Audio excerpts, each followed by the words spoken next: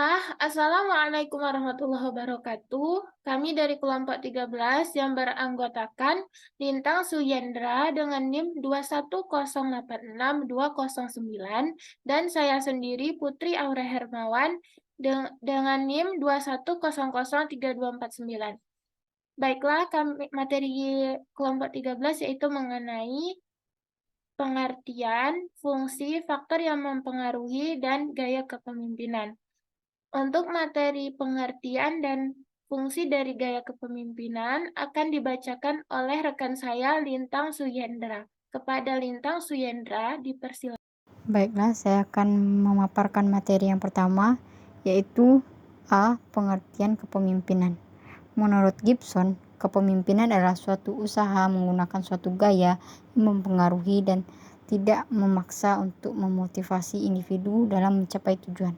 Sedangkan menurut Winardi, kepemimpinan adalah hubungan di mana satu orang, yakni pemimpin yang mempengaruhi pihak lain untuk bekerja sama dengan sukarela dalam usaha. B. Fungsi kepemimpinan. Yang pertama, kepemimpinan sebagai penentu arah. Yang kedua, kepemimpinan sebagai wakil dan juru bicara organisasi. Yang ketiga, kepemimpinan sebagai komunikator yang efektif. Selanjutnya, pemimpin sebagai mediator. Yang terakhir adalah pemimpin sebagai integrior. Itulah pemaparan materi dari saya. Selanjutnya saya kembalikan kepada Putri Hermawan. Baiklah, saya akan melanjutkan pembacaan materi mengenai faktor yang mempengaruhi kepemimpinan dan juga gaya kepemimpinan. Faktor yang mempengaruhi kepemimpinan. Yang pertama, faktor kemampuan personal. Pengertian kemampuan personal adalah kombinasi antara potensi sejak pemimpin dilahirkan ke dunia sebagai manusia dan faktor pendidikan yang ia dapatkan. Jika seseorang lahir dengan kemampuan dasar kepemimpinan, ia akan lebih hebat jika mendapatkan perlakuan edukatif dari lingkungan. Jika tidak, ia hanya akan menjadi pemimpin yang biasa dan standar. Sebaliknya, jika manusia lahir tidak dengan potensi kepemimpinan, namun mendapatkan perlakuan edukatif dari lingkungannya, ia akan menjadi pemimpin dengan kemampuan yang standar pula. Dengan demikian, antara potensi bawaan dan perlakuan edukatif lingkungan adalah dua hal yang tidak dapat terpisahkan, yang sangat menentukan hebatnya seorang pemimpin. Yang kedua, faktor jabatan. Pengertian jabatan adalah struktur kekuasaan yang pemimpin duduki. Jabatan tidak dapat dihindari, terlebih dalam kehidupan modern saat ini. Semuanya seakan terstrukturifikasi.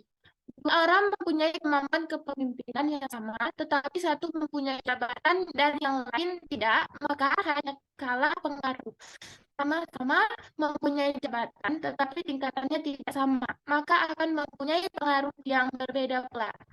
Yang ketiga, faktor situasi dan kondisi. Pengertian situasi adalah kondisi yang melingkupi perilaku kepemimpinan. Di saat situasi tidak menentu dan kacau, akan lebih efektif jika hadir seorang pemimpin yang karismatik. Jika kebutuhan organisasi adalah sulit untuk maju karena anggota organisasi yang tidak berkepribadian progresif, maka perlu pemimpin transformasional. Jika identitas yang akan disirakan organisasi akan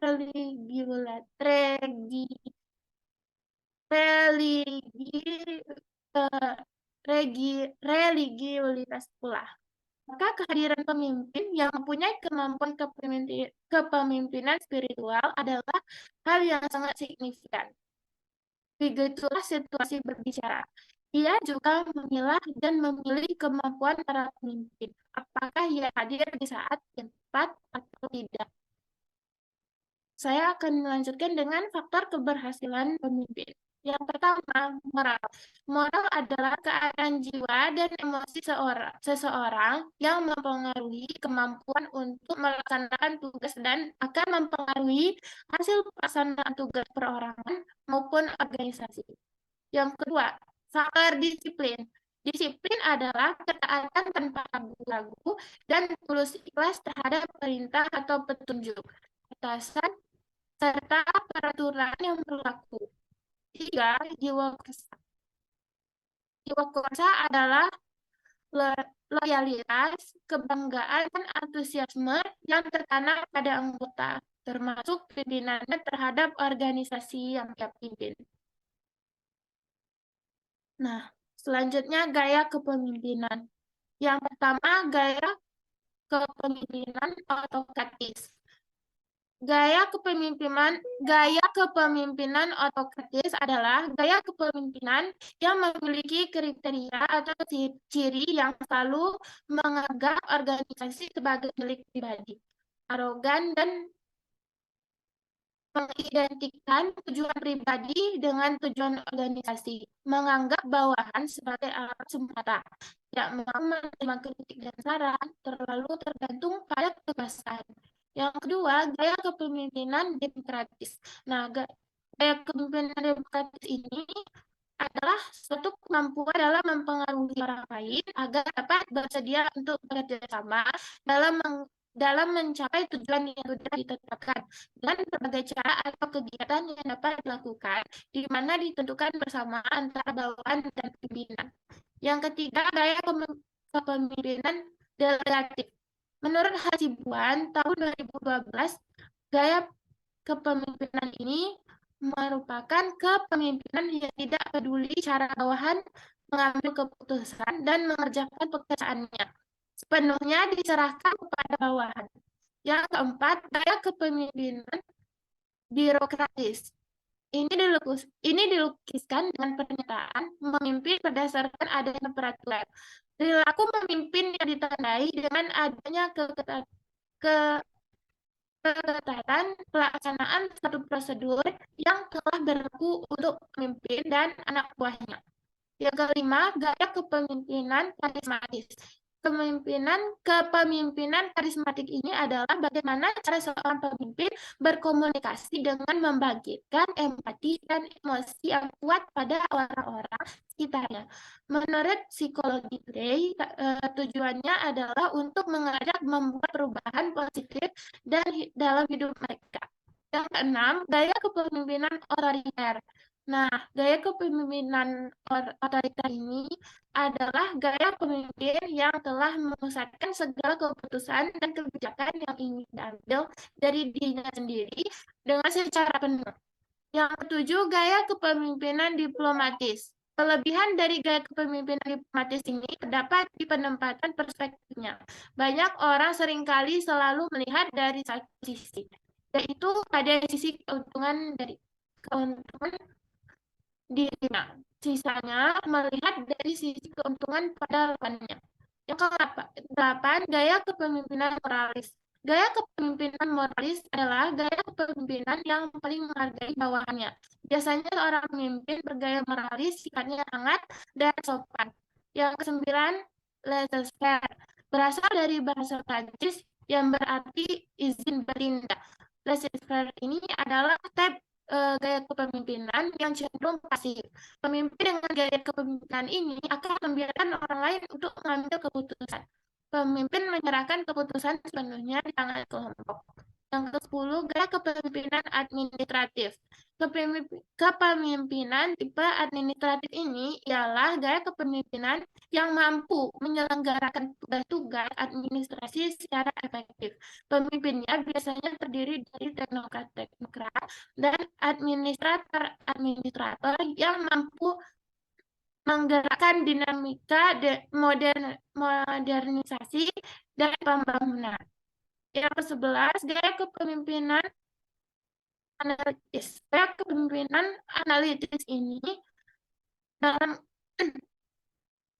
biasanya pembuatan keputusan didasarkan pada proses analisis, terutama analisis logika pada setiap informasi yang diperolehnya.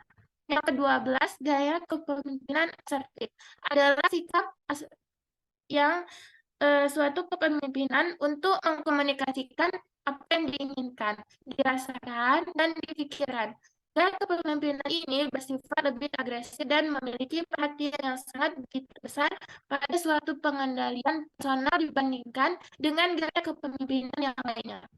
13. Gaya kepemimpinan entrepreneur. Gaya kepemimpinan ini Menurut The Balance Small Business Entrepreneur adalah seseorang yang mengembangkan perusahaan dengan berbagai inovasi. Mereka mengelola bisnis sekaligus menanggung resiko kesuksesnya. Resiko tersebut didapat karena entrepreneur sendirilah yang mengambil keputusan-keputusan besar. Gaya kepemimpinan ini sangatlah menaruh perhatian pada kekuasaan dan hasil akhir serta kurang mengutamakan untuk kebutuhan akan kerjasama.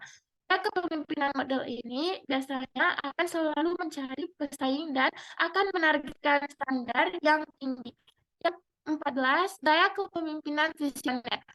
Kepemimpinan visioner ini adalah pola kepemimpinan yang ditujukan untuk memberi arti pada kerja dan usaha yang perlu dilakukan bersama-sama oleh para anggota organisasi dengan cara memberi arahan dan makna pada kerja dan usaha yang dilakukan berdasarkan visi yang jelas.